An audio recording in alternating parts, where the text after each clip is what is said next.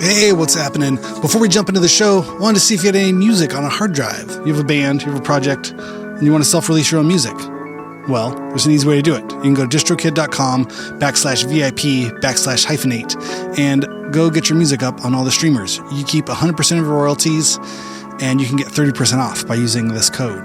It's a great, easy way to get your music up on the streamers and share it with your fans, your friends, your family, your mom, your dog, everybody.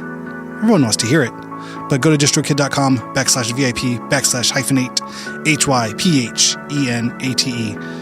and send me the link. I want to hear it too. Send your mom the link. Send your dog the link. They all want to hear it too.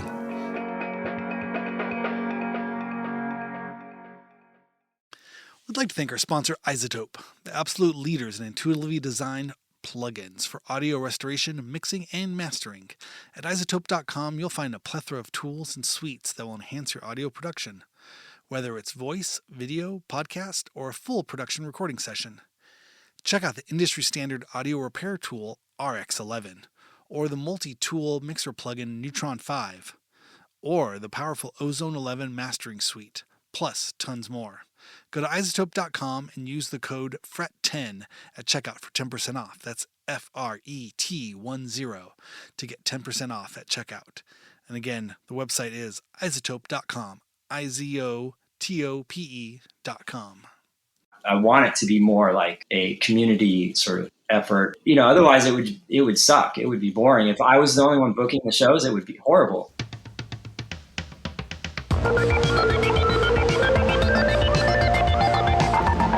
What's happening? Thank you so much for tuning in to Hyphenate with me, your host, Randy Randall. We are kicking off our month of smell shows, smell-related interviews and smell-themed month. This is it. This is Thursday, August 7th. For the next 4 weeks in August, also to celebrate, help ring in the third season of Hyphenate. I can't believe it. 2 years in the history books. Now year number 3 coming in hot with the week of the smell. And there'd be no better place to start any smell conversation than, with the one and only, the man who's all things smell, the smell embodied, Mr. Jim Smith. Jim has been the benevolent dictator leader. I don't think he would consider himself quite those terms, but the person who keeps the lights on, the lights turned on, the bills paid, the door open. Anything that happens there happens because of him. And he's obviously, we'll get into it. We talk about, you heard him in the beginning there, that, it is a community organization. It's a community-led project. However, one person's the buck's got to stop with somebody. And Jim has selflessly taken on that task of running the smell and keeping it open and keeping it safe and keeping it creative, and keeping the community at the center of it for almost 30 years. It's crazy. I think we're probably coming into 27 years. Jim's I'm sure he'll say the years, 27, 26. But it's wild for an all ages DIY space in America that's not taken any, government funding. It's not like, I don't know. It's rare. I think Gilman comes to mind as something that's been around longer, but I've not had that personal experience there. LA being our home base, the smell was definitely our version of that. And so stoked to talk to Jim. I want to thank Tim Byron from Hell Yeah and the Meishi for suggesting this in the the Instagram comments on Jeff Byron's episode. It was it struck me. It's such a funny thing. Like, oh yeah, why not a smell month? Sure, it should be a smell month. Okay. But it's a little bit like talking to your family or talking to somebody that's so close to you. Like, I don't even know how to have these conversations. What do we talk about? Like, what do we not talk about? What do we say? It's a funny one, but what's so rad about the smell is it's been going for so long, over 2 decades, that there've been so many, eras and iterations of it. And I'm sure, that's the one thing I've always feel sensitive about doing any kind of theme month is I don't know if I'm the expert of anything. I suppose, in topics of the smell in the mid to late aughts, I could probably be a firsthand account for some of those experiences. But in general, I'm not trying to be the definitive voice or the one-stop shop of all the things, anything. I don't really have any credentials to be the expert of anything. I'm just out here blabbing on the microphones. But I think it's fun to, highlight some of the stuff that I like and that I'm into and that I want to talk about. This is show of nothing else is my own curated, conversation list of, friends and people I'm curious about and things I want to know more about. And so I guess that's what makes it funny too, of like, the curiosity or my like digging into it, like me being so close to the smell. It's that thing. Like I know a lot of these stories, but I guess, from a listener standpoint, it's probably good if I share some of these things and have conversations with people about the smell and about their career and about their, life that maybe other people wouldn't have. You wouldn't get that same interview of somebody else who had, wasn't as close to all these things. So, yeah, I'm happy to present these next 4 weeks of smell themed. I was trying to think if there's a good song. I don't know. Just write in if you were at the smell, if you've spent any significant time at the smell, is there one song that could be the smell song? I can't tell what it would be. I feel like for somebody it'd be like something by The Jam or Elvis Costello or something. Just because what song has been played the most at the smell is probably whatever is on Jim's playlist in the front room. But yeah, so those of you that don't know about the smell, this was all ages music space. I mean, No Age got our start there. Dean and I started playing shows there with our band prior to No Age. It was called Wives, was the name of that band. And some of our earliest shows were played there. And it was a huge sort of welcoming experience for me personally on my music journey. I talk about it in these interviews and talk about it with Jim, but, going from growing up watching MTV and listening to K-Rock in Southern California, the alternative 90s culture that everybody else experienced. It didn't seem like there was a clear sort of path towards getting up on stage. I mean, I got a guitar and I got a 4-track and I started writing songs and playing with my friends and recording my friends' bands in the garage and in the house and in the bedrooms and stuff, and was making things, but I didn't know necessarily how to play shows. It didn't translate into like, oh, cool. I was seeing a lot of shows, but again, it was at proper types of venues like the Palladium or the Troubadour, these, things. So I did not grow up around a DIY sort of experience. And going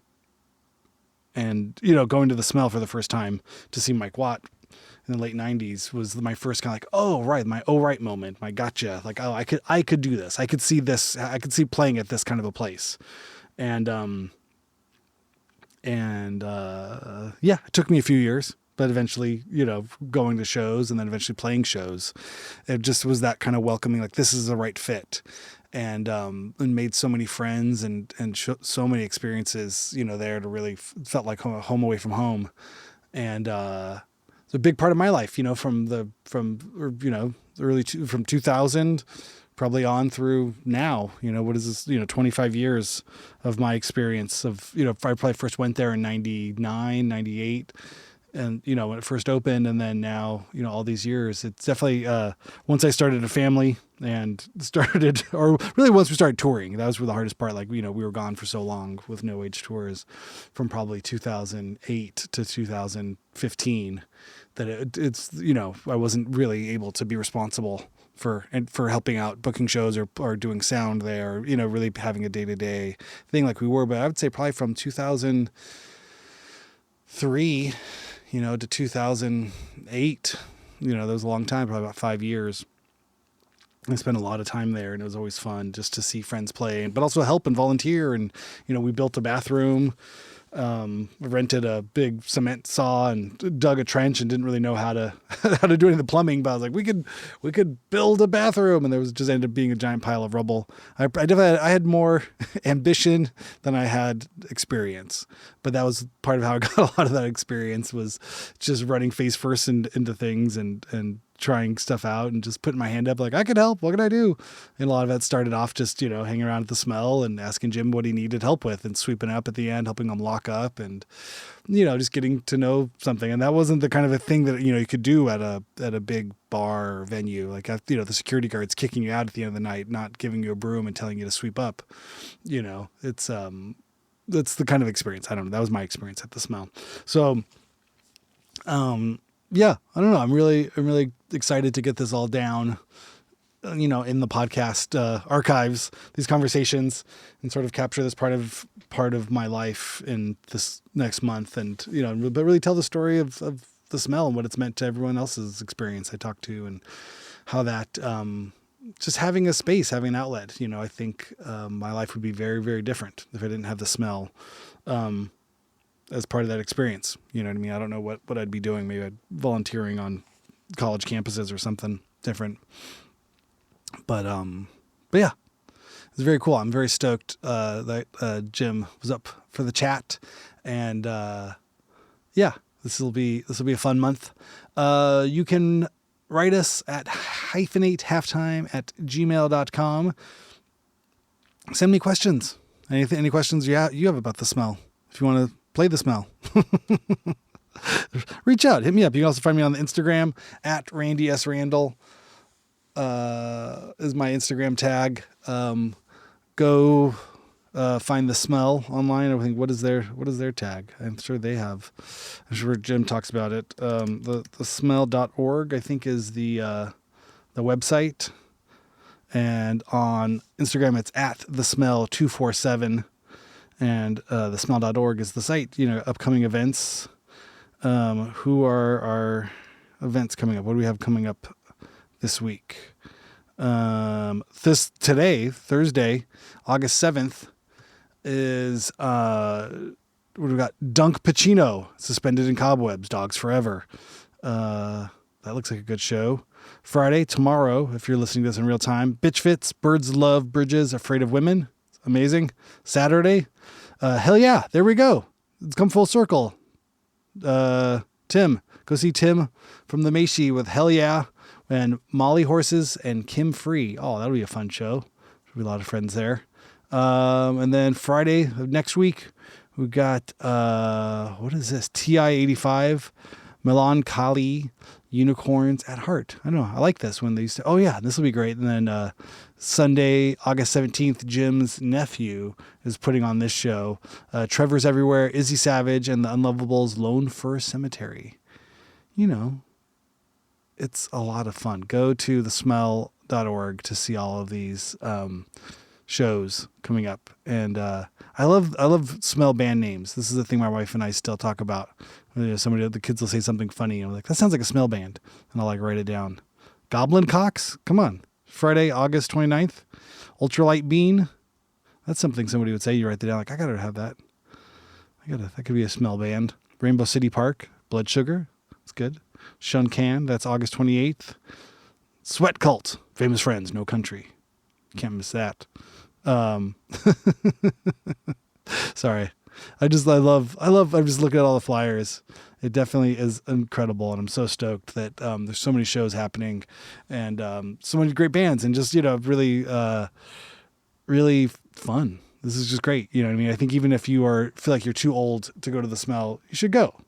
And it's fun. 'Cause I've gone to some shows and I've taken my 11-year-old son to some shows and it's fun. It's fun. It's okay. It's okay to be old and go support kids making noise and, just being crazy. It's inspiring for me, I guess, whenever I go there, even though I don't feel like I'm of the age of most attendees. It's that kind of fun thing of just seeing this spark and this energy and just the excitement and inspiration. It's like, the fire is alive.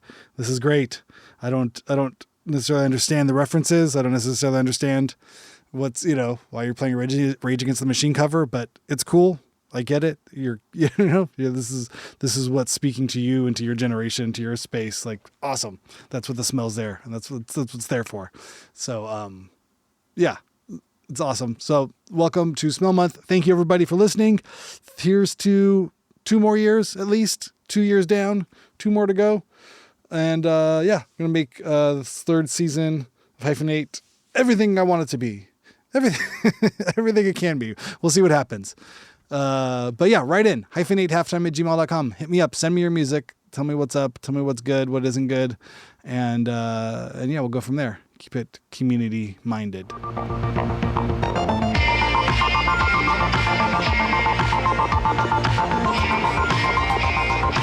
Jim, thanks so much for jumping on Hyphenate. How you doing? Great. How are you doing? I heard you got stung by a stingray. Or... Yes, I went to Zuma Beach with the family, and we invited and Dean and his family came also, and it was great. We had fun. We were there for probably about 4 or 5 hours, and then right at the end, I instantly, like, the kids were playing and, boogie boarding. We're just standing in like 2 inches of water, and instantly I just had this feeling like my toe had broken. Oh, like I was just standing still, and I'm like, I think my toe, like it felt like 2 toes, and then it kind of like started radiating up. I'm like, I think my whole foot is broken. I couldn't stand on it, and so I kind of like hobbled around, but then it was also the feeling like it was cramping. I'm like, is this just a bad foot cramp? So I kind of tried to walk a little bit, and then every time I put pressure on it, I was like, oh God, this is getting worse and worse, and it was crazy. Yeah, this was just Sunday, afternoon, and I sat down on the chair, and then I showed my wife Shannon, look at it, and there was a barb, like a little stinger, kind of stuck in my foot, and she pulled it out, and it just got worse and worse. And then I was like, and there was a lifeguard walking by, and I'm like, can you grab her real quick? And I was doing my best, 'cause I didn't want to scare the kids, right? And I was like, can you just grab her real quick? And I was starting to like almost go into shock. I was like starting to like really shake. I was trying to keep my face together, but I was like, I was just getting whiter and shaking. And as soon as she looked at it, she's like, yeah, it's a stingray. And then they threw me on the back of the truck and just had me put my foot in like the hottest water I could stand, almost like, not boiling, but very, very, very hot water. And they said it breaks up whatever is the toxic venom that's in these stingray things. So they just said, the warm water attracts stingrays, I guess, and they hide under the sand. Okay. I love how as you're relaying this story, there's like a picture of Jaws in the background. Yes. Yeah. We're a big Jaws family here. Like, a lot of Jaws and shark memorabilia. We actually just watched Jaws for the, I don't know, whatever 100th time this last week, getting ready for 4th of July. It's a great 4th of July film. Yeah, exactly. Yeah. I ran into Scott Cornish. Oh yeah. It's a Sunday night. I was going to go. Records, yeah. That was my plan for the night, was to go. Yeah, we were like standing in line next to the restroom, and I think it was Scott and maybe someone from Mika Miko maybe. And we looked up, and there was your picture on the wall.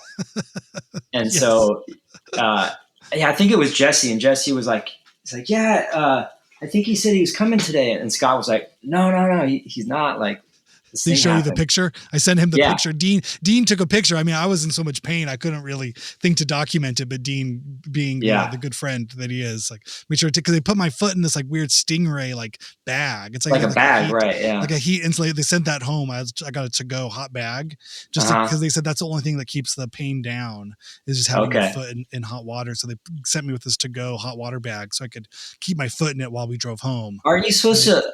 Maybe I'm thinking of something. Aren't you supposed to like pee on it, or is that like a sea That's jellyfish? Jellyfish. Okay. Yeah. No, you can pee on yourself anytime you want. I mean, you don't need a reason to do it. But for any medical purposes, I think that's a jellyfish related one.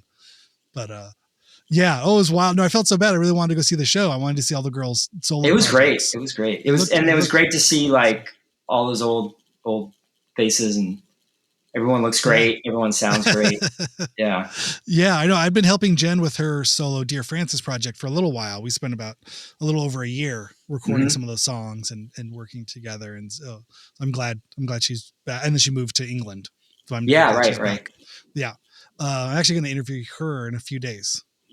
Cool. Here as well. What was I going to say? Oh yeah, but the picture up at Permanent, it was funny. I went to go see this band Sharp Pins, which are members of Lifeguard, and just out of high school, very very early 20s, early 20-year-old bands, and from being at the Smell, it's an all ages thing. I'm comfortable being in all ages environments. That's not it was never seemed strange to me.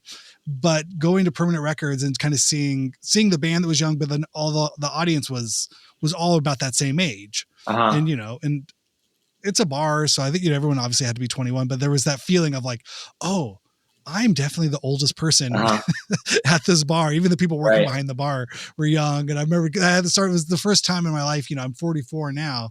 It was the first time I really felt like I might be too old to be here. But I know the people, I'm friends with the people playing. And then I was waiting to go to the bathroom and I saw my picture on the wall. I was like, okay, that's odd. Like this, if this is like, I shouldn't feel so weird to be at a younger person's show.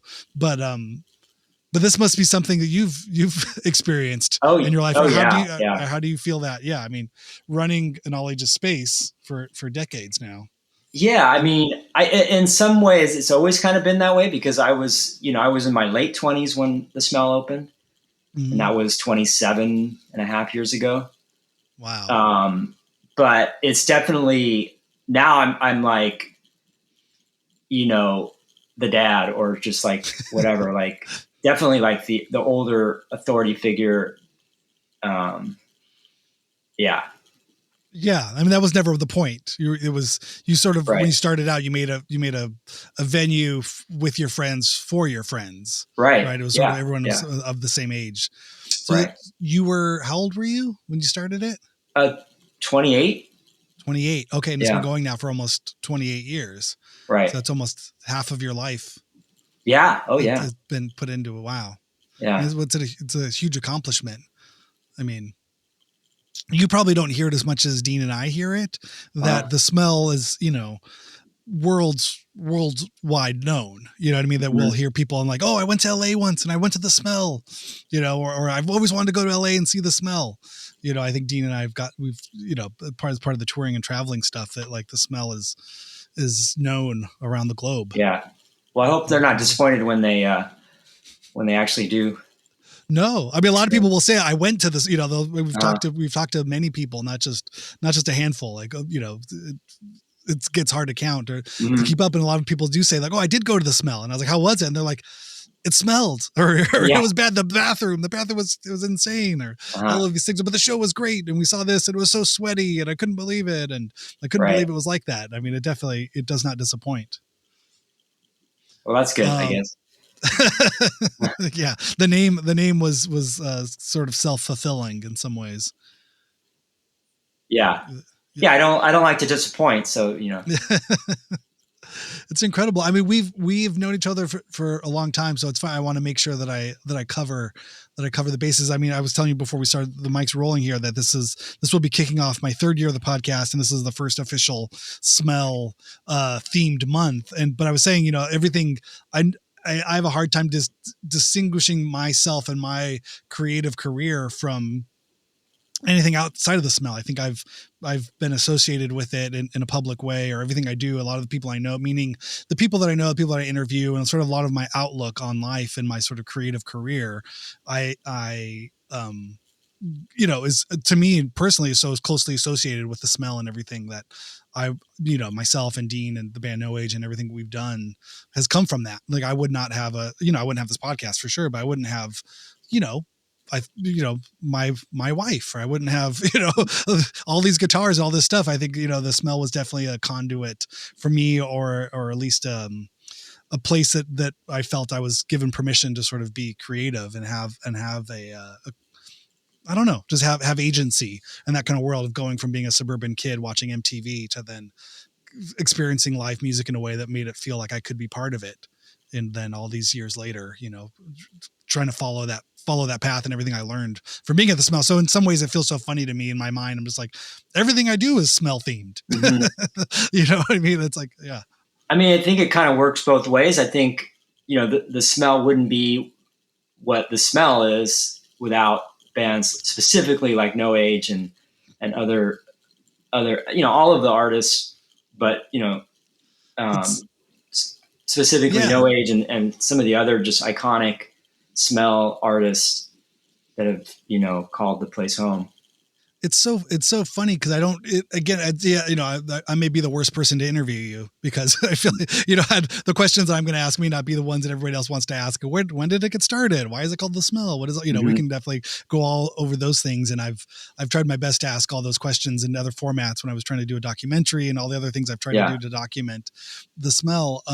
But I just, I guess the synonymousness of a band like, the Ramones with a venue like CBGB's, I think there have been bands and venues that have been, associated with the Beatles and the Cavern Club and these types of things. But I don't think there was ever really, as far as I could understand it, like the friendship of, what I mean? Or sort of the kind of the social camaraderie. I don't think Hilly Crystal, who ran CBGB's, was necessarily friends with Blondie, right? Or they were even like, it was intentionally sort of that like partnership.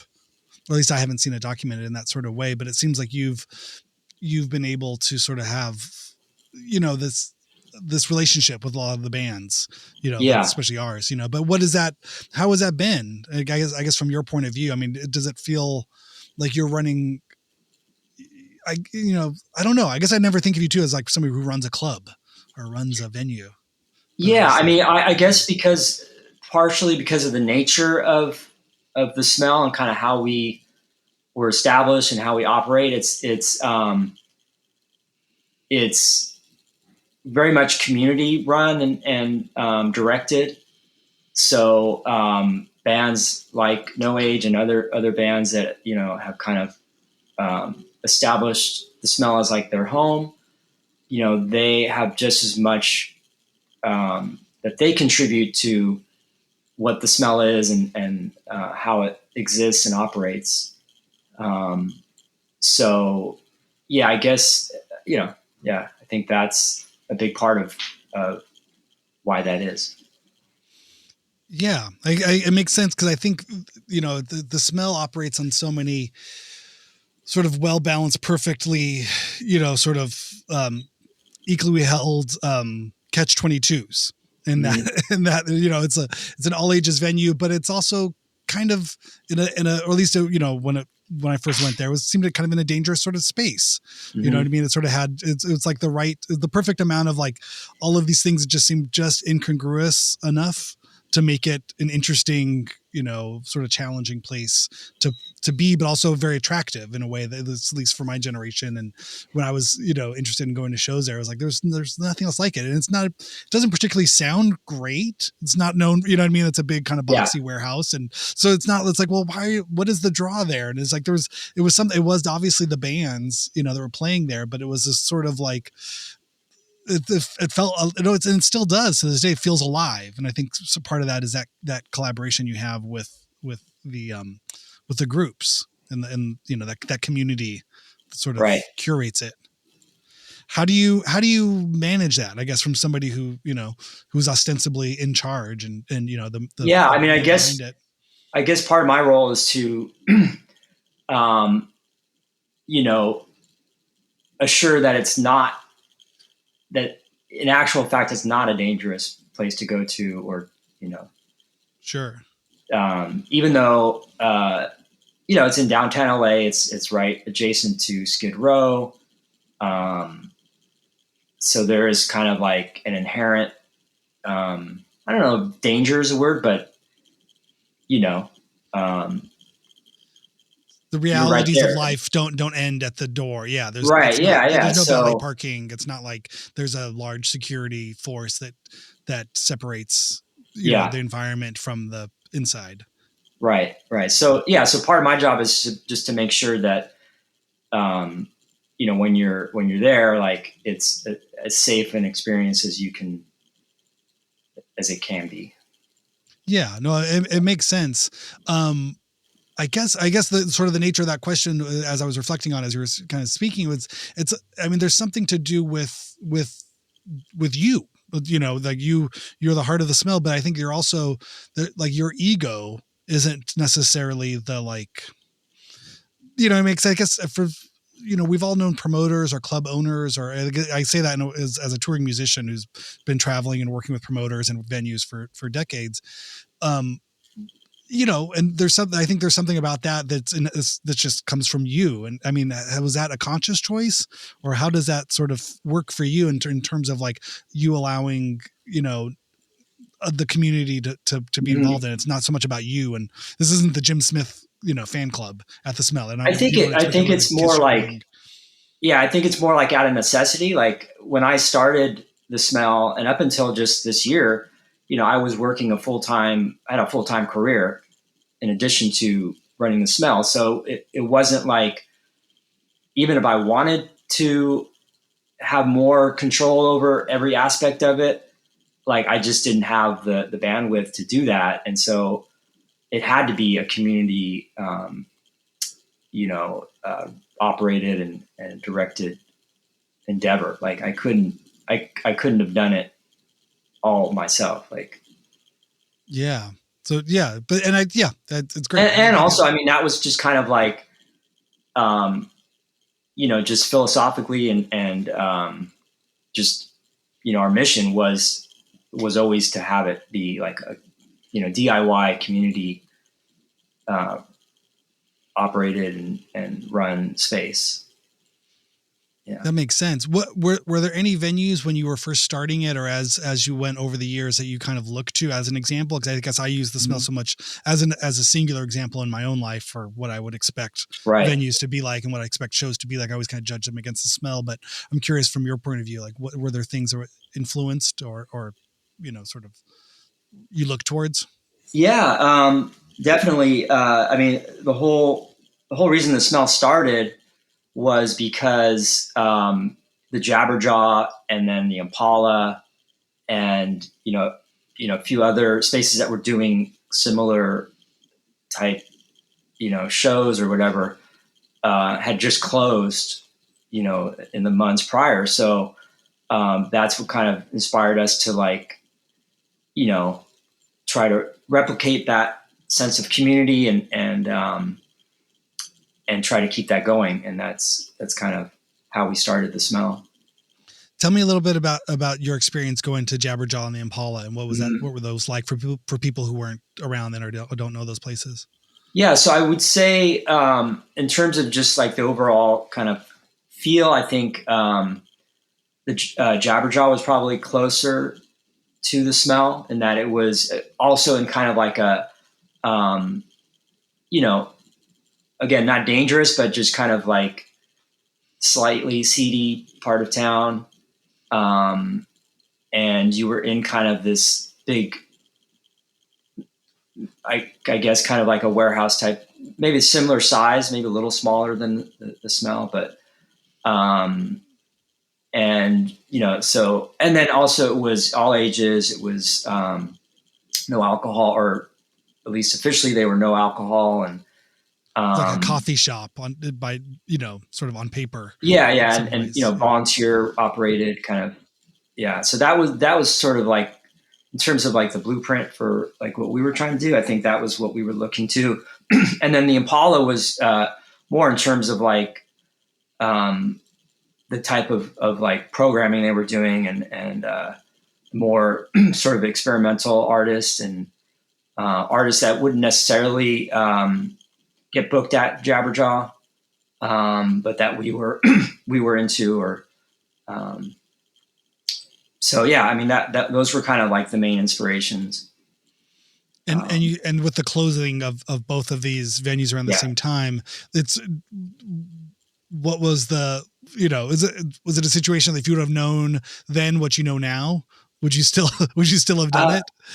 Well, I mean, I don't know if any of us expected it to that it would still be here 27 plus years later. We were just trying to kind of, like I said, kind of fill that void because, the Jabberjaw and the Impala had kind of built up this community, and now there was all of a sudden no space for that. So we just kind of wanted to keep that alive, and then if something else came along that kind of took over that mantle, then great. Or one of those, because at that time it wasn't clear that, like, I think the Jabberjaw were still kind of like, oh well, we're we're trying to get permits, or we're trying to find another location, or so, you know, if they had been able to do that, then great, we would have, you know, and if we had to sort of step aside and let them continue, that would have been great for us. But it just kind of like nothing came in to kind of fill that void. And so it just kind of grew, and then we ended up moving downtown, and a much better space. And yeah, and then talk to me a little bit about the partners, or sort of the group that started it.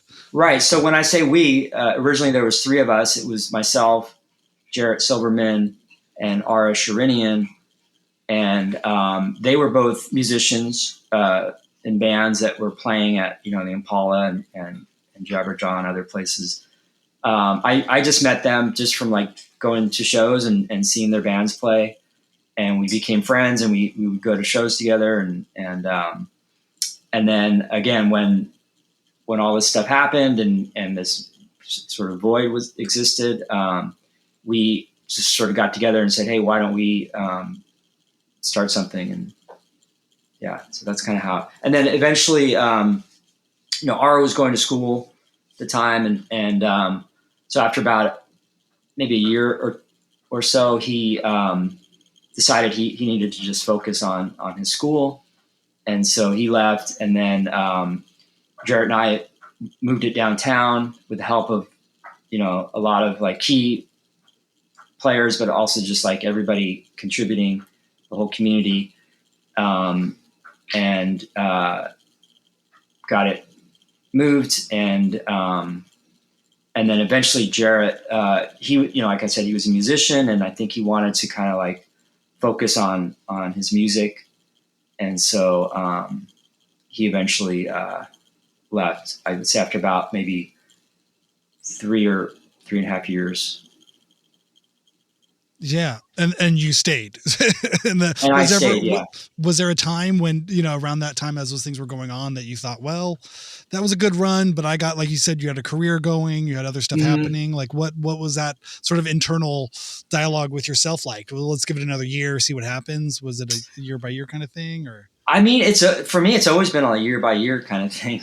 Like even now it's like a year by year kind of thing. But I mean, I think by that point it had, I think it had really established itself as like a community. And I just felt that there was like so much good going on around that community that I just loved being a part of it and contributing in my way. And so I just wanted to like, at least give it a go on my own. And then it just kept growing from there, and people like you got involved, and Dean and just everybody else. And so, yeah. Yeah. I mean, it's definitely, for me, the first time I went to the Smell was to see Mike Watt do like a solo, show. And this one was in the North Hollywood location. Yeah. And I saw it in the LA Times. I think I've told the story so many times in different interviews, but it was like, I didn't know anything, but I read the calendar section of the major newspaper. We'd get the Sunday paper, and I'd look there and go, what movies are playing, what shows are happening, what's the rundown, that kind of stuff. And Mike Watt, I had just seen, the year before at Lollapalooza, or the year or 2 year, whatever. And I was like, okay, I know who he is. I know what this, this looks like fun. I want to go see more of this. And it was just incredible. And it had no way of knowing, what a difference I would make in my life. I imagine that story has been replicated, in so many other ways with so many other people. I mean, what do you hear from people? I mean, do people talk to you about it when they come in? I mean, have we gotten to that point now where like people, I used to come here in high school, and then they come back when they're older, or what are those? Yeah. What are some of those stories and highlights that you've heard? A lot of similar stories about, people coming to a show and being like, yeah, I haven't been here since I was in high school, and I'm in my 30s now. And then I'm always curious. Oh, okay. What was your first show? What kind of bands did you see? And so that's always fun to to have those conversations. And then, I mean, just like, even at this point, like it's even like, oh yeah, my mom and dad used to come here or whatever. Wow. Yeah. That's a new one. I don't think I've gotten that yet as the band. That'll be the interesting one if Dean and I play more shows in the future. Like fans coming up with their kids or kids coming up with their parents and being like, "My dad said he used to see you." I mean, we've definitely got there was a point probably about 6 years ago where people would come to us at shows like, "I used to listen to you guys all the time." And you're like, "Oh, that hurts so much." As a band. Like, I thought we're still playing, but I didn't know we became a nostalgia act. But I think it's just, it's part of the gift and the curse of existing long enough as a band or as a venue or anywhere that, the used to's happen. And they mean it in a good way. It's a positive statement. But when you hear that, you're like, oh, okay, I've gotten old.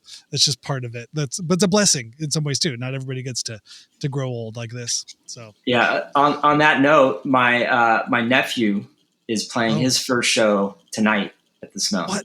You're kidding? Yeah. How old is he? He'll be he's 21. He'll be 22 next month. Yeah. Wow. But you were there. You knew him when he was born, I would imagine. Oh yeah. I mean, yeah. And then now to be 21 years old playing your first show. Yeah. He just graduated from NYU, and I went out there for his graduation, and he has a radio show on his college station. And so he had me on his show and interviewed me, and we played some music. And how cool is that? Yeah, it's great. It's wild. I mean, I think, I've, in sort of the last 6 months or a year of doing this podcast, I've reflected on just sort of the nature of the time. And, there's a certain generational, looking back in nostalgia that happens with every generation. But what I think is interesting is this type of like, using big bracket quotes, Gen X nostalgia, I mean, just the Gen X age is growing into a time when, they're going to look back. But I think like everything Gen X has done, it's been done in its own sort of way with irony and tongue in cheek. I think first sort of dawned on me when I was interviewing folks about the Pavement documentary and how it's, it's a look back, but it's not really, it's still poking you in the eye, and it's still, it's as bratty as the band ever was, and even as they grow into elder statesmen and into their 50s and 60s, it still does this form of nostalgia doesn't look, it's not a Ken Burns, floating picture documentary kind of thing where everyone's so self-serious. I mean, I think as you reflect, sort of on the state of the Smell and music and stuff, I mean, how do you look at it? What does that feel like now as you look back? You mean as I look back at yeah, or do you get a sense, or do you get a sense of nostalgia, I guess, or how do you see that sort of scene that you've come from and where it grows now, or how do you I guess just sort of just look at that as a legacy or as a body of work of running a venue like this? Yeah, I definitely look back at I mean, I definitely have a nostalgic side to me, so I definitely look back as though at those times as like, a very special time in my life and in the life of the Smell. I try not to, I try to give the current generation of artists like their due and just realize that even though for me and where I am in my life and it has a different feel or different meaning. Mm-hmm. But for them, it is this current like world and has just as much meaning to them. So I try to I try not to be the older guy who's like, oh, bands were so much better back in my day. I've always tried not to be that person. So. Yeah, that has to help in seeing new bands every night, or being that is hearing new bands. You'd drive yourself crazy, or you'd just be too depressed if you kept thinking, well, the good stuff was all in the past. Like, no, look at this. You can see, and you see it, living, breathing, music scenes starting up and changing and evolving. And I mean, how would you, I guess that's another question too. I mean, because a lot of the bands, I mean, you know, the Smell's been in existence now for 27 years. I would imagine a lot of the bands, most of the members weren't born or just were born, you know, when the Smell started. But I'm sure there's a lot of people who play the Smell now who've never known a world without the Smell existing. Right. As surreal as that sounds. I mean, how would you characterize the sort of contemporary generation? You know, I have feelings and thoughts about it just in the sense of the openness. I think there is really an acceptance and openness and sort of like cross genres that doesn't even like that word even sounds antiquated to think that there was ever a division amongst types of music or types of people. You know, I mean, I really see when I look at, you know, the kind of contemporary stuff, it feels very like accepting, open, and like welcoming in ways that I just don't think we had the social mechanics to really, you know, cross pollinate the way this generation does. It just, so they do it so fluidly and so like just with love in their hearts. Well, and I think also there's so much access now to every type of music that has ever been recorded. And so like back in, you know, in the past, you'd have to really like dig to find that music. And so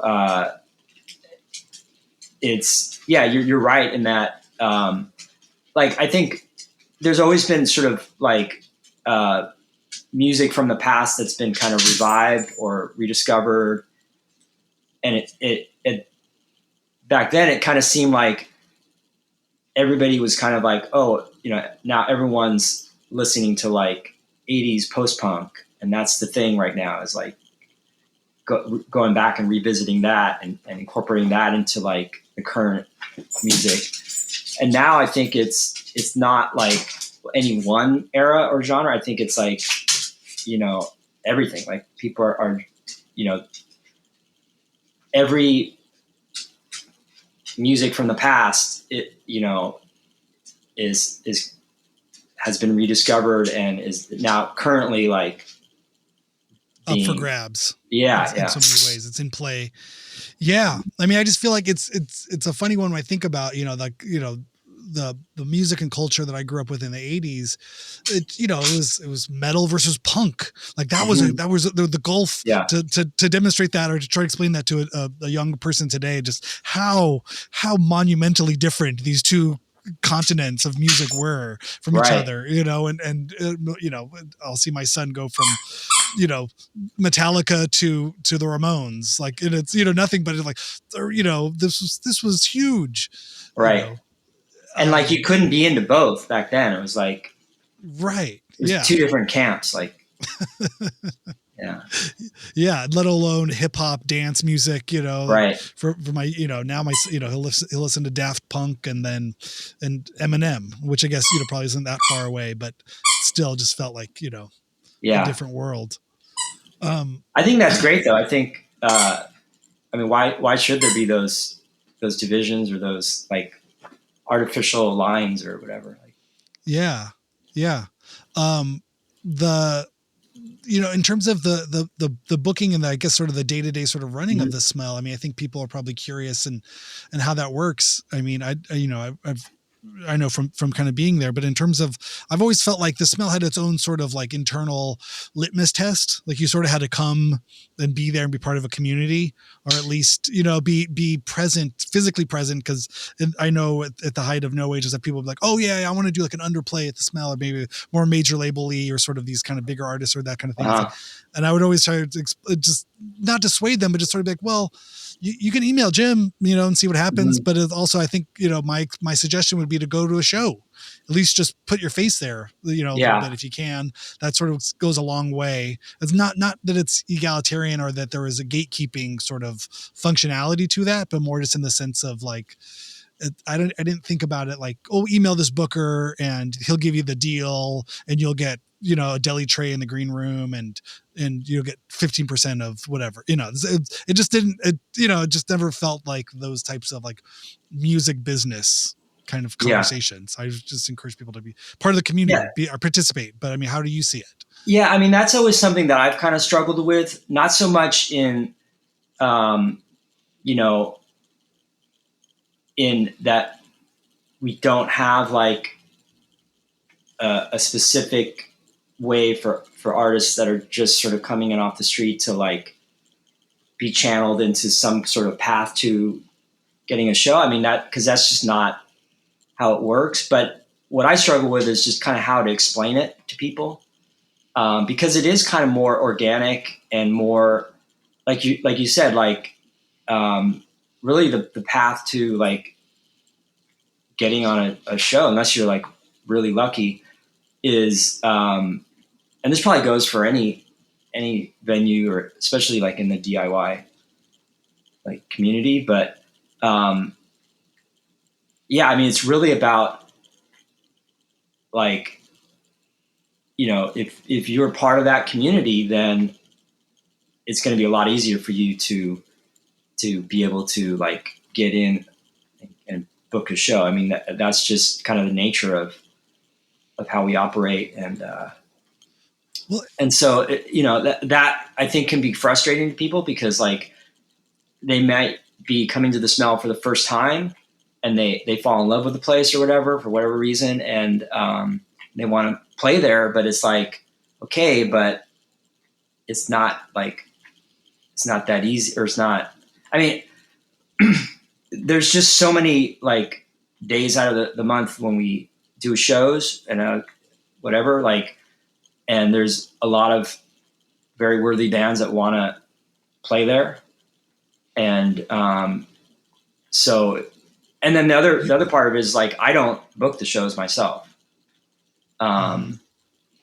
Very rarely. I mean, I book like the anniversary shows, and, you know, occasionally like I'll book a show, but very, very rarely. And that's sort of by design. Like I want it to be more like a community sort of community effort. programmed, you know. Yeah, because you know, otherwise it would suck. It would be boring. If I was the only one booking the shows, it would be horrible. So so that's fully by design. Like I take a very hands off, and I don't even like you know, if someone's booking a show and another band is like looking for that date, like I might go to the person promoting the show and say, hey, this band's if you need another band, this band's looking for a show. But I'm very like no pressure. Like it's your show, like book whoever you want. So yeah, so you know, that's another part of it, is like, if they come to me and say, how do I get booked at the Smell? It's like, part of it is like, I don't know. Like it's just as confusing to you. Yeah. Your lane is to keep the lights on, keep it safe, keep it clean, keep it running, open it, close it, you know, make sure everything goes off without a hitch. But in terms of what the content is that goes up on stage, that's, you know, that's sort of sourced out to a community member or somebody who's been involved for many months, years. Oh, did you lose me? Am I there? A little bit, yeah, but I think you're back. Sorry. Yeah, but what was I going to say? Oh, but I do think there has been some type of formalization in some ways, even just like the volunteer folder, you know, volunteer, right. What do you call that? You know, the binder, you know, once that sort of came into place, because I think that's a good place to start, because I think that was really part of my journey as well, as going first I went as a fan, and then over time, you know, would stick around to the end and help sweep up, even sort of informally volunteering, you know, that's putting my name down on anything, and, you know, helping to just, you know, putting your hand out. I think that was something I think I learned very much at the Smell, and just at that age, was like just putting your hand out and saying, hi, you know, my name is Randy. What can I do to help? Do you need any help? Yeah. What can I do? And if it's a place like the Smell, it's usually, oh, can you make sure that person, you know, has what they need? You know, can you make sure there's toilet paper in the bathrooms, or, you know, when it's over, stick around because I need someone to take the trash out or hold the keys while I walk around, you know, just the mundane sort of doing of stuff. And that was the stuff that I was always excited and happy to do. Yeah. I think, I mean, if there was a clear path to like being able to like play at the Smell, I mean, I think that's maybe the closest to a clear path to that. But it, you know, even that is not like, I mean, I don't like telling people that, because then they'll sign up to volunteer like once or twice and be like, okay, ready to book a show. Yeah, it's my shot. Yeah. Yeah. Well, I don't want it sense to seem like it's that like, work for hire kind of thing, or like volunteer. Whatever. Yeah. That's interesting because I think there are obviously, the smell exists in a lineage of lots of other DIY all ages spaces. Someplace like Gilman, comes to mind, in which it is very much a decentralized, community, but somewhat more officially, I don't know, decentralized is just the word that comes to mind. Run by committee, and I guess in a way, rather than a community. And I think there's something it's just different. There's a different type of feeling towards that, or someplace like the Vera Project in Seattle, which again is just kind of run differently. So there's, somehow it's always worked with you as the sort of benevolent dictator, or the one man who keeps the lights on, and then everything else kind of can be loose. Yeah. I don't know. I mean, have you ever thought about going in those? Like, I guess that's my kind of thought, like in looking at a Gilman type of structure, or this. Yeah. I'm not really familiar with how the Gilman or other venues operate. Maybe I should look into that more. But, I don't know. If it ain't broke, don't fix it. It's been running this long. Seems to be. Yeah, I mean, it's just kind of always how I've felt comfortable doing it, and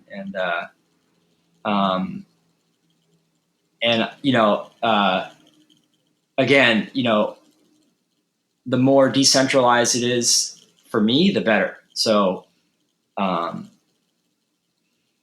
yeah, it's interesting. I mean, the thing I've always liked over the years too, and I don't think it all happened so closely entwined to my own sort of biography that it's hard for me to, see it clearly, but it felt like it just seemed like almost like in some type of, undergraduate type of, college sort of level. Like every year there's another class of community, like the community refreshes and evolves and sort of has its own sort of natural sort of rhythm to, as the bands and as the people booking shows, one will fall away and another sort of takes its place and sort of fills in this kind of way. And you kind of look at like 4-year chunks, like, oh yeah, that was this era of bands that were really active. And then, like you said, life goes on and people, move on to different projects and things. But it feels just very kind of organic. I don't know how that works. Yeah. No, that's really absolutely true. Like, there's definitely like different generations and waves and, and sometimes it's hard for me to even like tell when one generation ends and the next one starts, because it's sometimes there's overlap and then I'm there every night. So like, it's not as like a stark, like someone who hasn't been there in 4 years and then shows up is like, oh, this is like a whole new generation. I'm like, oh, really? Okay. I guess so. Yeah. Yeah. Yeah. I know it's a funny one that, I don't know. I mean, I'll always look back on it. It's just so entwined with my own biography, my own lifetime. Yeah. I mean, my 20s were a certain time and they were definitely involved, being at the smell at all times.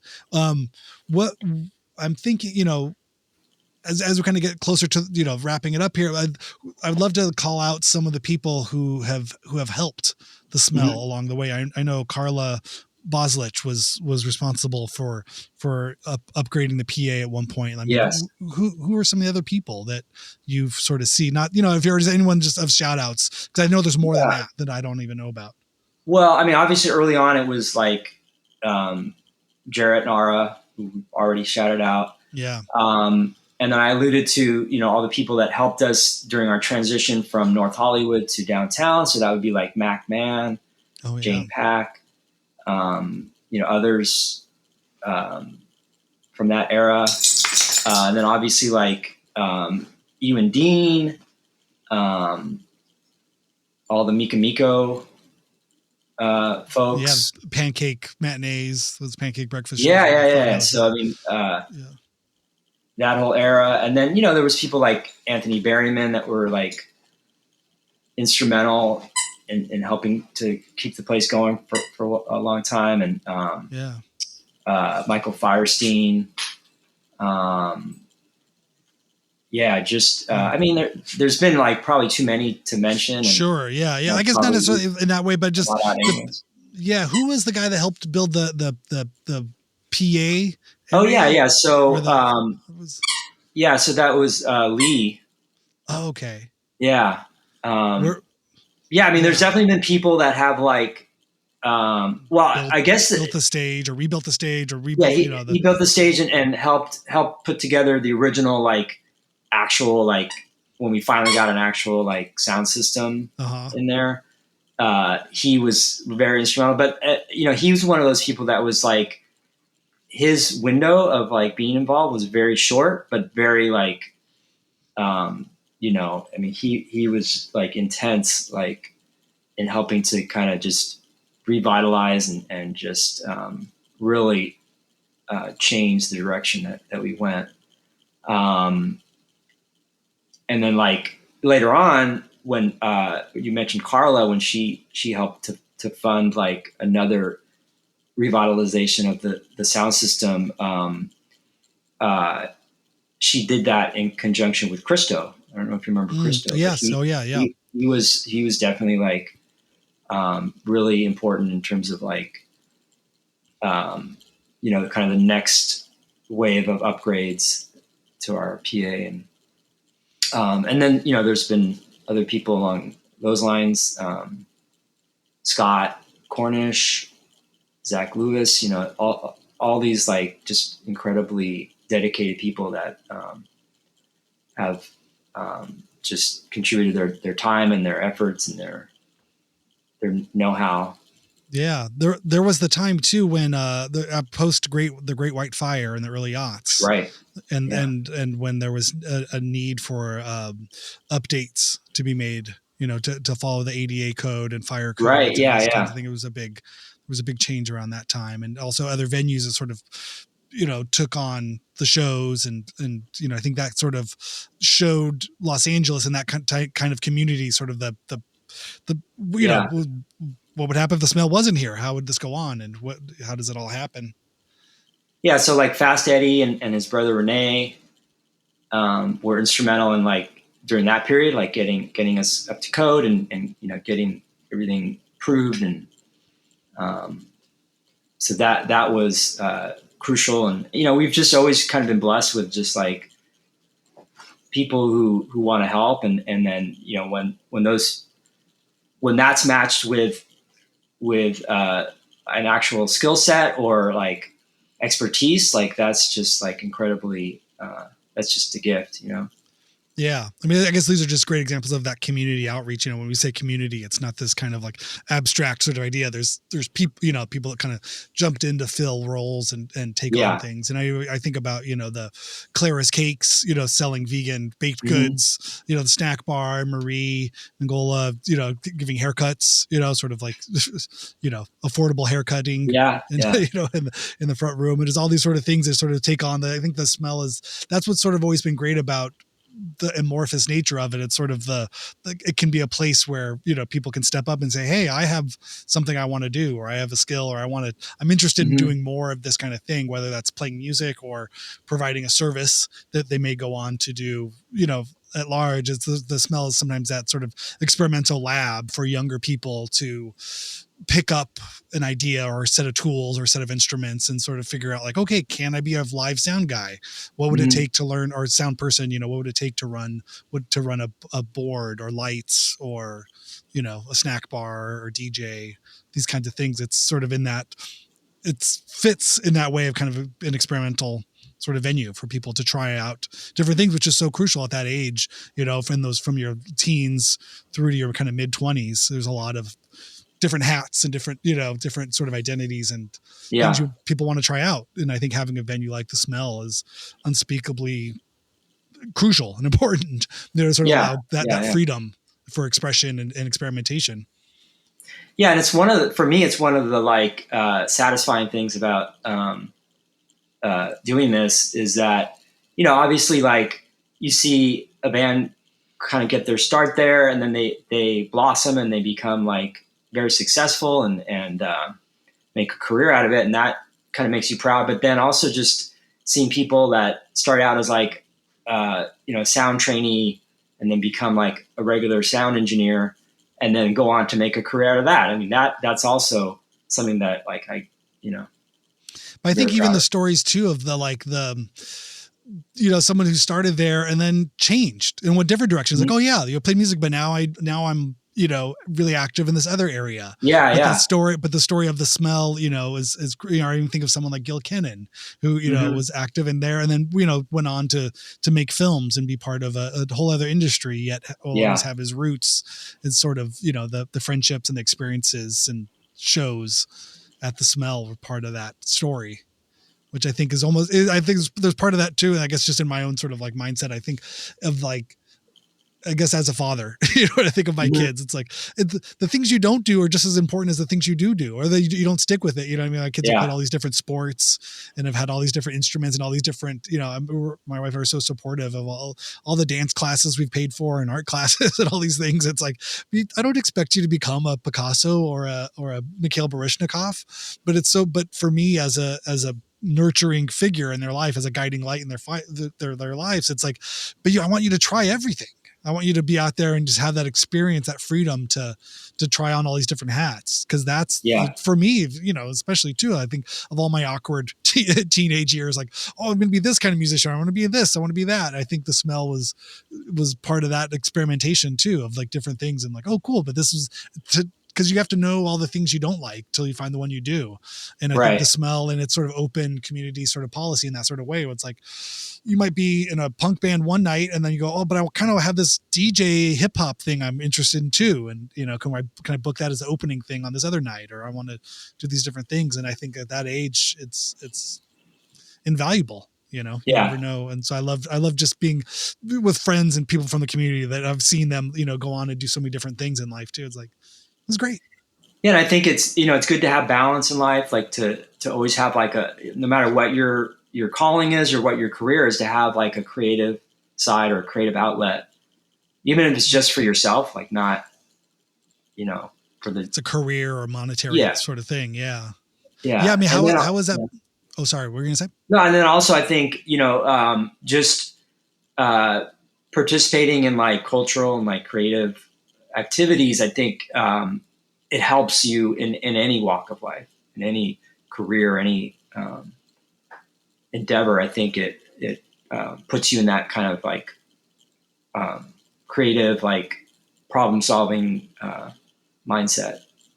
Yeah. I mean, I have to imagine for, even for the community members who are trying to book shows, and there's a lot of work. It sounds easier than you think. I'm just getting my friend's band to come play, but then the band drops, the one band drops out at the last minute and you got to figure that out. And, and that's just a lot of kind of problem solving in that way too. And it's not all it's cracked up to be. At the end of the day, you have, you come out of your pocket, $40. Like, oh, I thought I might make some money tonight, but it actually cost me money to get this all said and done. Yeah. And then you go, okay, well, either it was worth it, or I'm going to learn from this and do it differently next time. But even I think that juggling stuff, I mean, with your own, obviously the name of the show is Hyphenate, and it's about people doing more than one thing, and kind of the multifaceted sort of life of creatives and people, within my own community. But, for yourself, you've mentioned, balancing a career at the same time running an all ages, DIY music venue. What was that balance like for you, and what were some of the challenges you faced in doing that in your own personal life? I mean, the biggest challenge was just like, time management, I guess. Just being able to, find the time to do both, because it was like a more than full-time career. And then on top of that, like running this business or this, endeavor. And then finding time, for personal life and just other like interests and activities and stuff. So, dogs. And dogs, yeah. Being a dog father. Yeah. Yeah. So that was the biggest challenge. I mean, it's definitely, I was never bored during that whole span of my life. So that's a good thing. It was always interesting. And like I said, now I'm just doing the smell. So I finally feel like I'm just like a normal like person with one career or one occupation. Not quite so spun around or bisected. You're kind of Clark Kent and Superman. He sort of had a mild-mannered day job and then got to, turn into a venue owner at night. Did the people at your day job know what you did, or did they know about the smell? Okay. They knew about it, and we would talk about it every once in a while, but very few of them actually ever like came to the smell. Mm-hmm. Did they have questions, or did you ever get teased or yeah, a little bit of that, and yeah. But I kind of like learn to kind of just sort of like deal with that and haters gonna hate. Come up with ways to explain it where I think they sort of got it. And I mean, on top of that, you also have a third sort of lane where you're a DJ, a notable prominent DJ. Well, yeah, I mean that's sort of I guess the smell is like a creative outlet, but then in terms of just like, I guess more of a traditional creative outlet, I think that's sort of it for me. But again, that's just like, and it's kind of always how I kind of looked at the smell. It's like I never looked at it as like a job or a career. It's always been more of like just a fun thing to do, or just like I get that sort of like creative outlet from it. And like with the smell, and also to a certain extent with DJing, it's like a social thing too. It's like if I didn't do either of those, like I probably wouldn't go out at all. Like, so that it kind of forces me to go out and be with like people and socialize and stuff. So. Yeah, it's so cool. And obviously there was a threat of, you don't own the building that the smell's located in, you rent it. The landlord, a new landlord had bought it, new property owner owns it. And there was a notice of demolition that was issued, going back almost 10 years ago now? Almost. Yeah. Like 9 years. Yeah. What has been, for people who are curious or people who donated or wondering what has been the impact since then, or what is the current state of the smell? So obviously they never did, go through with their plans to demolish. It wasn't just our building. It was all of the buildings on that block. They own the entire block other than the Higgins building, which is like the old, like, where the Edison is residential. Yeah. Where the Edison is. Yeah. Other than that, they own that entire block. And once they finally bought the final building on that block, and it's the company that owns all the parking lots in that area. So once they had completely bought up the entire block, then they posted demolition notices on all the buildings, and so that kind of like obviously it freaked out us and the rest of the neighbors, and then I think there was, if you'll recall, I mean, there was quite a backlash in terms of like media and just community, like, concern and anger, I guess, to a certain degree. And not just for us, but for like the Downtown Independent, the Jalisco, like the 5-Star, like other businesses that had built cultural up, institutions. Like, yeah. Right. And so, I think they kind of backed off and put that more toward the back burner and sort of backpedaled and said, oh, well, we weren't really, serious about it. We were just whatever. So, that obviously like never happened. I mean,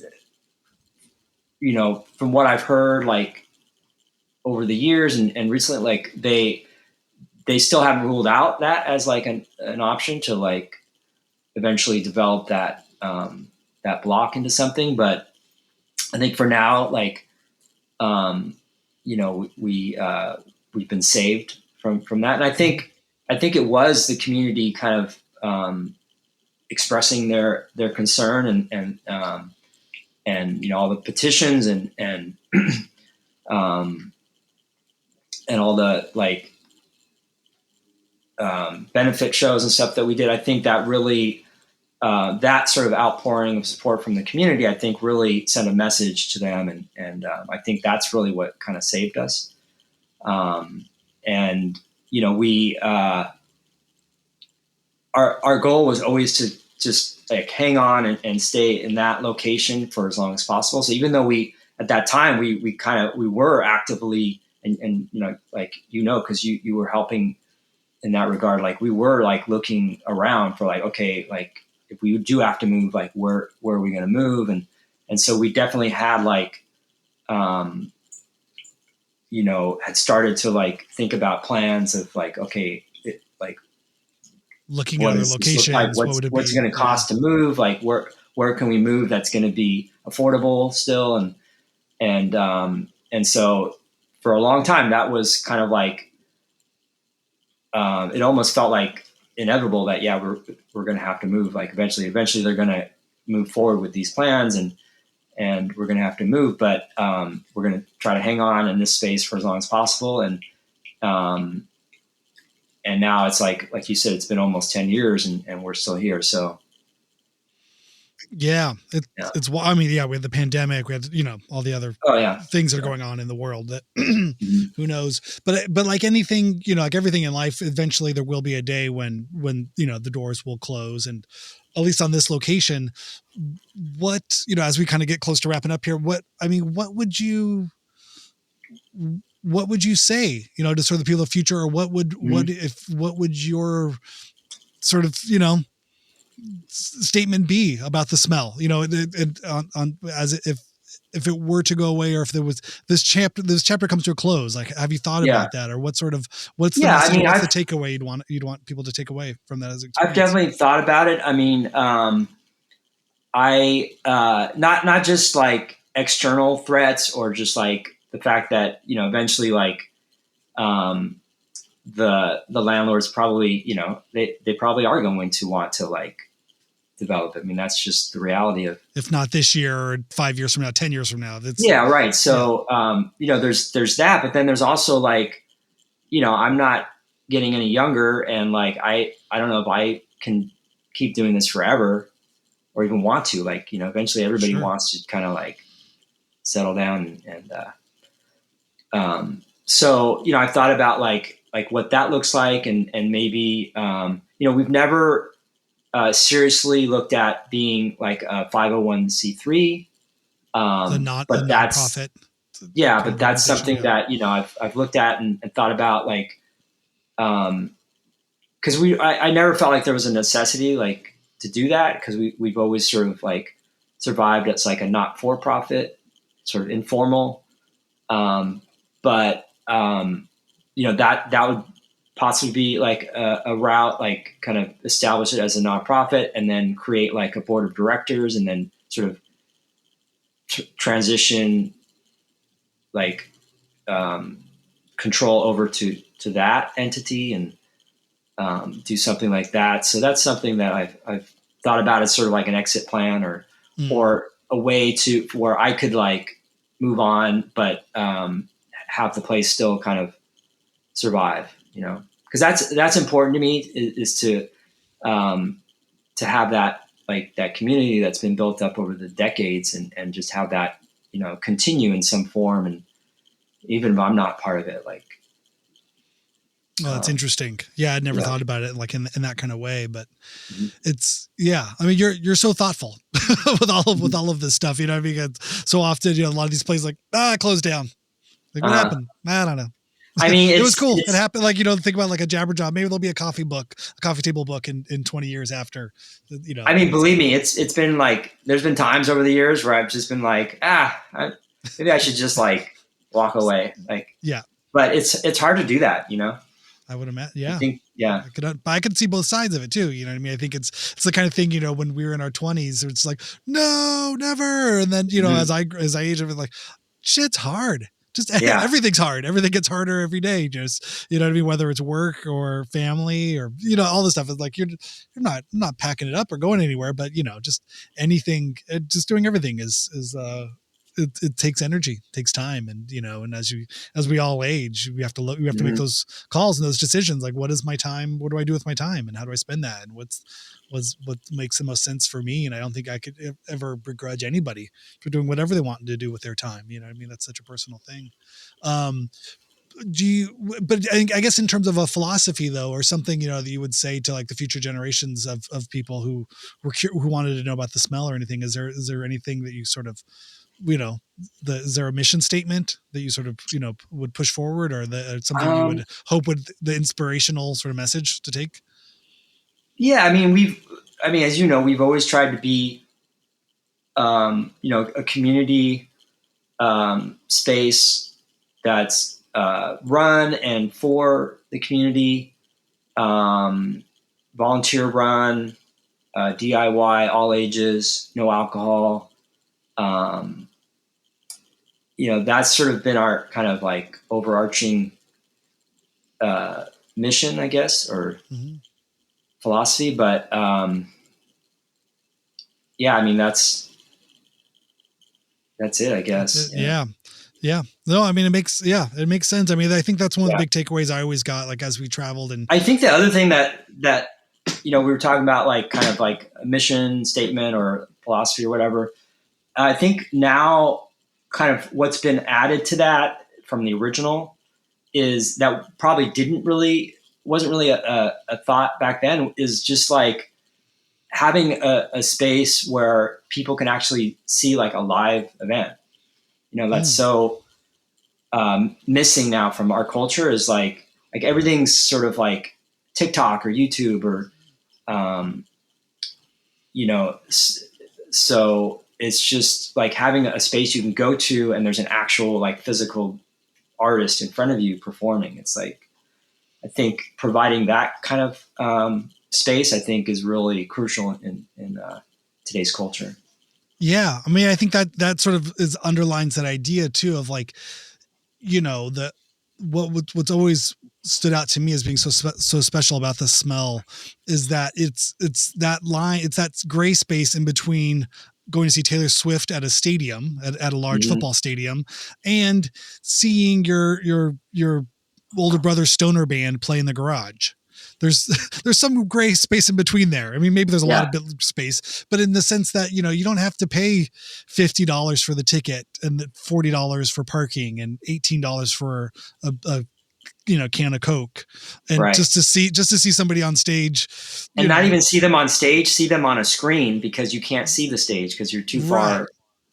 Yeah. In this kind of way of like, what I think we always took for granted, or just took as an assumption of, well, this music exists, in a live setting, whether it's underground or indie or whatever that is, in this kind of like local music scene, as being it validates it in a way, I think, by having a proper venue sort of around it.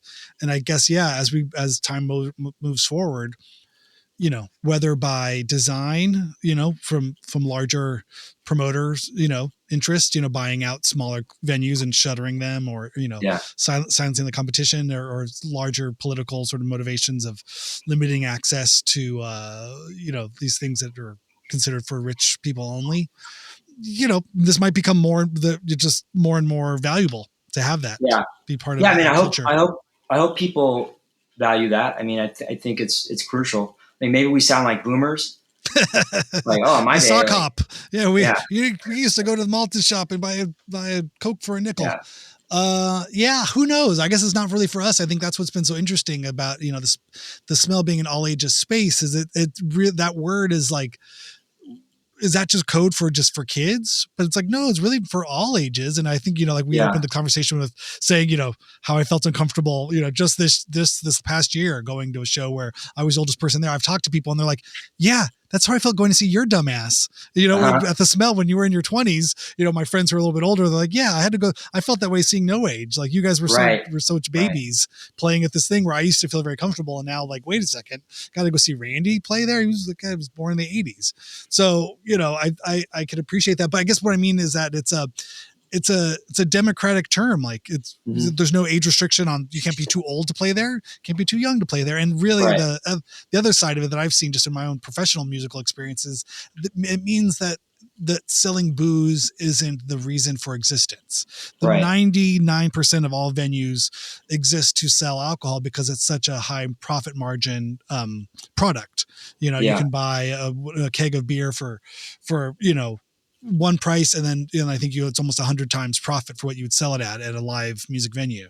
Yeah. And so whatever's happening on stage is irrelevant to that. It's just they're right. there to sell the high profit. And I think it works both ways. I think not just from the venue perspective, but even like, when you're playing at like a 21 and over bar or club or whatever, like maybe if you're lucky, half the people there aren't even there to see you play. They're there because it's a bar and they came to like get a drink and socialize or whatever. Yeah. And so at least when you come to a place like The Smell, there's no other reason to go there other than to hear. It's not for the ambiance. It's not for the, yeah. I mean, there's a social aspect to it. Like people go there because it's like a place to go and like, hang out with people and be around a crowd. But, and maybe you're not familiar with the band that's playing, but at least like there's nothing else when you're there. There's nothing else to do but to listen to the band. I mean, that's pretty much it. Yeah, no, I love that about it too. I think that's just there's such pure intentions. And even when you do see the large group of kids and maybe they don't all know the band, but they're going because their friend is playing or someone is going there, and you just it just feels clear. It just feels like, oh, cool. These people are here because they want to be here. This is not an industry event. This is not for, whatever other reasons people go to bars for, you know what I mean? This is very much like a pure of intent. There's a band up on stage. Everyone's there. When the band's done, everyone leaves. Right. And it's not like get off the stage so we can bring the DJ in and we get the rest of them. Then the cover goes up to, $10 more, and the band has to do a disco loadout through the dance floor while the DJs are going. It just makes sense. It's hard to label the air around you at some point. Mm-hmm. I feel like this whole conversation was like, but that's just how things should be. But as you go and see other places, you're like, oh, right. This is hard. And obviously what the future is unknown, from today forward. So yeah, hopefully it'll stand the work that's been done there and the experiences people will take forward and hopefully have some of that, purity of intention and thought in just, defending that space. That'll be its legacy, I guess. But I don't know. I think when in the talks around the closure and the reopening and sort of you assembled a kind of small group of voices, I think I loved hearing so much of from that variety, that community of people that kind of talked about where the value was, because again, it was something I never really had the conscious thought of why was this important, but then to hear kind of the community members talk and say what it has done and what it does actively do on a day-to-day basis, and in terms of providing a safe space for younger people in Southern California to express themselves. Like, that there's no limit to the value of that. You know what I mean? And that's just, it's only in Los Angeles because that's where we're at. But I think of the impact of what that can do for the world and, at large is huge. And you just got to see all the bands who've come out of there to sort of see that impact, that pebble sort of effect, like because of having a space like The Smell to start and develop a voice or an artist, and then go wider with that and that message that they can share. You know what I mean? I think it's a lasting, that'll be part of the lasting legacy of it as well. Very cool. Well, Jim, thank you so much for coming on. I appreciate it. Yeah. Here's to 28 more years of The Smell. I don't know. Well, I won't be involved me, but. Oh, what is the official reason for the name? I don't, because people ask me this all the time. Why is that called that? I'm sure you could ask. So it's kind of boring. Yeah. But back when we opened the original space in North Hollywood, we were, I think, like a day or two away from opening, and we just couldn't come up with a name for it. And so we got together and we were going to just brainstorm and come up with a name. And on my way there, I passed, there was a sort of more upscale, coffee house around the corner from what became The Smell. called The Aroma. It was kind of this like yuppie, like coffee house or whatever. And so, I just like, oh, what if we were like the punk rock version of The Aroma? We called ourselves The Smell. So that was sort of the idea. And again, because we were just like scrambling last minute to find a name, we were just like, all right, just go with it. Boom. Yeah. So it had nothing to do with like the alley or how the place like smells or whatever. It's like just this whole other reason. Yeah. I've had the good fortune now, to take my my 11-year-old to the Smell several times, and just that experience of, I mean, I took him there when he was a baby, but he'd been going for years, but now he remembers this time. But turning down that alley and just him looking at like, that's not dog poop, right, Dad? Like, no, son, probably not. Like, no. Like, are those cockroaches? Like, sure. Let's say those are probably cockroaches over there, that kind of feeling. And then him seeing the bathroom with all the graffiti and the stuff on it. And again, perfectly normal, but I think for a young person to that kind of just have that experience, and he loves volunteering to do the snack bar. That's become his favorite thing to do there. And I think it's just that feeling of like, well, I look forward to like, seeing him perform there maybe one of these days. Yeah, it'd be great. I know he opened one of those No Age shows we did a few years back. He played his trombone. He's learning trombone at the school band. Yeah, so right. Just play one big note. But I mean, I think he's actively working here in the studio, at the home studio, with a couple friends to write some songs. So I think he's ready for it. Yeah, that would be. Dean and I joke. Oh, sorry. I was just gonna. Dean and I joke that our kids can just carry on No Age. You know what I mean? That they could just be the two. Yeah. There you go. Yeah. At some point. No Age to the next generation. Yeah.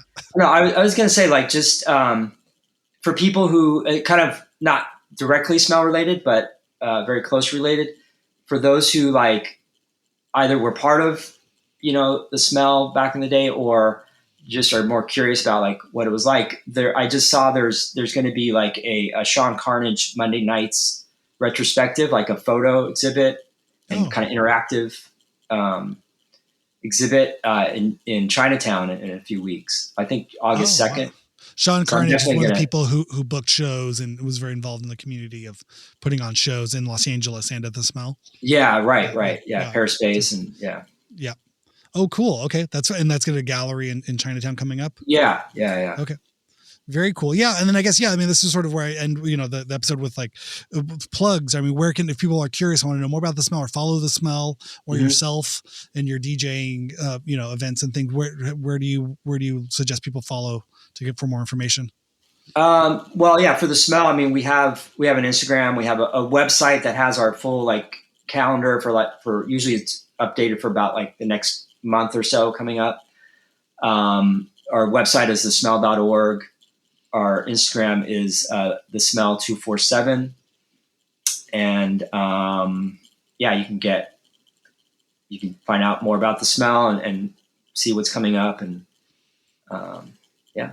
cool. And then for your own DJ nights, do you promote that, or is that? Oh yeah, so I have an Instagram, a personal Instagram that I use to promote DJ stuff, and that's the whatever it's. How do you pronounce it? I don't know. Yeah. Togglewig. It's TOGGLEWHYG. And that's because like Jim Smith is a very hard name to get. Like it'd be Jim Smith 4048. Yeah. Great. So at Togglewith or at Togglewig. That's how you say it? At Togglewig. I guess whatever. Okay. It's a made up word, so it doesn't. It doesn't matter. Yeah. I'll put links to it in the show notes if anyone's curious. Okay. They can go look in the show notes and go follow you there. Awesome. Yeah. Well, thank you so much, Jim. I really appreciate it. Yeah, this has been great. Yes, there he is, Jim Smith. Thank you so much, Jim, for taking the time and coming on the podcast. Year 3 is off and rolling with the Hyphenate Pod and kicking it off the Smell Month with Jim Smith. Feels like the right thing to do. Everybody go check out thesmell.org and see what's playing, see what's coming up. There's lots of information. There's history, there's maps, there's volunteer sign-up sheets. You can also follow Jim on Instagram at the smell 247. And then what was his toggle wife? You'll find it. You'll find it on there. I'll put a link to it in the show notes. Go take your picture in the Smell bathroom. It's legendary. The second one, the one closest to the stage, is the one we eventually built, but that other one had to get widened out too. So many epic the construction projects happened there at the Smell. I mean, gosh, yeah, I don't even know if Dean and I talk about, we recorded our second 7-inch there inside. We pulled the van inside before when there's different doors. Oh, a lot of time. Epic. Well, I hope everybody is doing well, does good in life. And have a good weekend. I'll see you on Monday with Aaron Farley to discuss this exact interview. So please join us there, won't you?